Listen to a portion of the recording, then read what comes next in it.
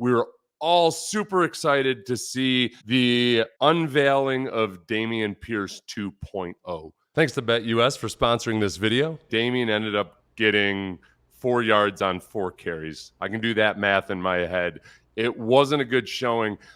But as it is with everything with Dameon Pierce, it's a little bit complicated. The offensive line had 2 starters playing, but it was a combination of both the blocking at times, but then the thing that I get nervous about is that Dameon Pierce sometimes looks like he still doesn't have the vision and the feel for this offense. I'm going to show you 2 plays from this game that I think tell a lot of the story of A, when the offensive line lets him down, but then B, when he hurts himself, specifically on outside zone run plays. 2 plays from the game this week. Let's watch this play. Look typical for the evening. No gain, big jumble. One thing we talk about all the time with offensive linemen in a zone blocking scheme is that you want your offensive line to be moving in unison. Problem is, when you watch these 6 guys, you don't need a trained eye for this. Watch this. Watch the choreography. Go back and forth. Look at guys moving in one direction.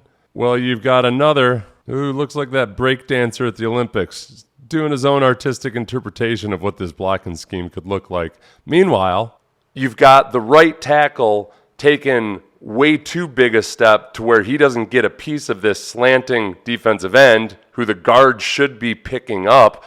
Tackle can work his way up to this linebacker, but instead those 2 are humping a pillow while the linebacker runs free. Not Dameon's fault on that one. Now this one's fun because we can blame the blocking and Dameon.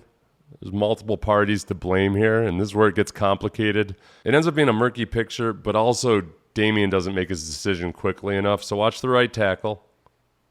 Zone blocking. The guard's coming along for the ride this time with him, but just completely whiffs.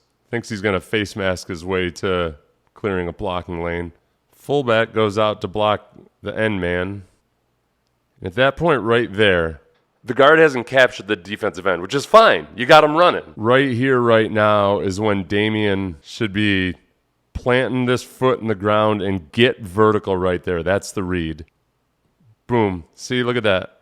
From the time he should have planted, 1, 2, 3, 4, he's still 5. He's still moving to the right, and that lane back here is wide open. And that is kind of the sum total. And I know in the life of Colby says maybe we should get away from the zone blocking. There's 2 things that the zone blocking does. Aside from when executed properly, you can really have a lethal rushing attack. But it also helps spread the field horizontally as well as vertically on the play action, and it gives CJ just a whole bunch of opportunities to attack the field. Joe Mixon's fine with zone blocking. Joe Mixon's going to be just fine. And he was out of practice the other day. So if he is just fine physically, he'll be fine in this scheme. I think Cam Akers is fine in the scheme. I don't know if he can stay healthy or not.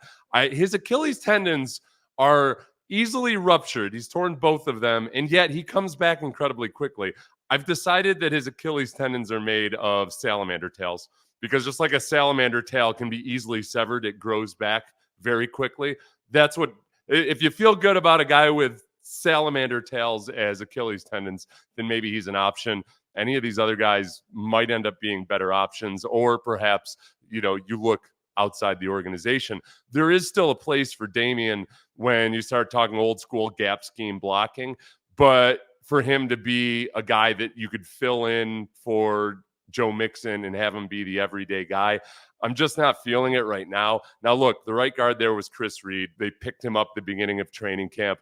The right tackle was Broker, who's more of a guard, really. It should look better when you have your 2 starting offensive tackles, your starting right guard, even Blake Fisher, even though Blake Fisher had a couple dicey zone run plays in this one. He's still growing. He's getting better. It's that, man, Dameon, you've seen what he's capable of. Emotionally, yeah, I want it to click for Dameon. I'm in the same boat with Dameon as I am with John Mechie, that they've got to figure it out, and daylight's burning on it, So we'll table it for now and see how Dameon does over the next couple games. Maybe it clicks for him. But that decisiveness that I was hoping to see, that's so crucial when you make that one cut and go, I'm just not seeing it from him. I feel a lot better about a lot of other guys. I'll tell you what, BetUS sponsored this video. Little thing I did this weekend. I just went ahead and I found Defensive Rookie of the Year.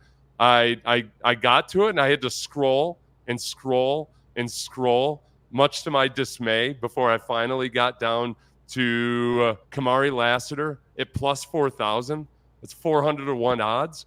I placed my bet. $20 I put down on Kamari Lassiter to win Defensive Rookie of the Year. If I get that $800, I will go ahead and buy as much beer as that $800 can provide us, and we'll all go off somewhere and enjoy it. At BetUS, you get a 125% bonus on your first 3 deposits up to $2,000. You can use the link below. One of the reasons I feel good about Kamari Lassiter, despite him not playing yet in the preseason, was the play of the defensive line. I thought the defensive line did some really good things in that game. Danielle Hunter, this doesn't take a whole lot of technical analysis.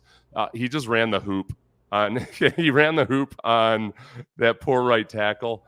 And like just right here, his ability to come back and then with a flick of a wrist, just discarded Justin Fields like he was a booger from a window. This play, okay. This is for all of you defensive tackle nerds. I know that you are legions. I want you to take a look at Foley Fatukasi, the left defensive tackle. Watch that guard. See that guard gave him a little bit of a head fake? A little head fake here. That's because in this aggressive scheme, they expect the defensive tackles to fly upfield like idiots, like dogs that got off their chains. And then you're going to have that left guard for the Steelers go and try to earhole him. Fatukasi anticipates it. He takes one cut and go like a running back's supposed to. But then meanwhile, look at 97 Mario Edwards driving that poor rookie center back into the void of where his testicles used to be, into the guard. It drops the guard, turns him into a leg whipping son of a bitch. But Foley Fatukasi, like a feral cat from the Astrodome, leaps up and you get a tackle for no gain. It was really good. It was really good. Yes. Okay. Still very concerned about the offensive line. I think that Juice Scruggs and Kenyon Green are coming along nicely. I think Blake Fisher is coming along nicely. The only problem is that because of the position he plays, it becomes kind of a critical situation that he still really struggles versus Will Anderson and Danielle Hunter. And he's going to see a few Will Andersons and Danielle Hunters along the way. It's 3 weeks into camp, 4 weeks into camp now. And I think he's made a lot of progress. He's definitely got the athleticism. I think he has a good feel for the blocking, the run blocking. He's just got to refine some things. If you look at that game this weekend, there was a backup with Blake Fisher still, but you had your backup offensive tackles. You had a right guard who's a journeyman who's brand new to the team. And then you've got your center and 2 guards who are young guys and coming along. So I'm not hitting the panic button on it yet, but if you want to be a genuinely elite offense, yes, they got to look a lot better than they looked the other night. Dameon Pierce and John Mechie right now are the guys that I'm kind of concerned about, and I don't know exactly how it's going to play out for them. Hutchinson's been very consistent. Hutchinson just shows up over and over and over again. This week, what I'm hoping to see is perhaps a little smattering of Joe Mixon. I don't need to see it. I'd maybe prefer not to see it unless the starting offensive line is out there. I'd love to see some Laramie Tunsil in my life. I'd love to see him actually get involved in the run game and Titus Howard to come back. Christian Harris was out there in practice last night. He ended up leaving kind of gingerly, being assisted by a trainer. So I hope this wasn't a setback. I'm almost gotten to Kyle Tucker zone with Christian Harris, even though I know it's only been a few weeks, but it was just such a mysterious injury that, 2 days earlier, he'd been doing videos of him working out and talking about how awesome he felt going into camp. Thank you, everybody. Please like, subscribe, etc., etc. And thank you to BetUS for sponsoring this video.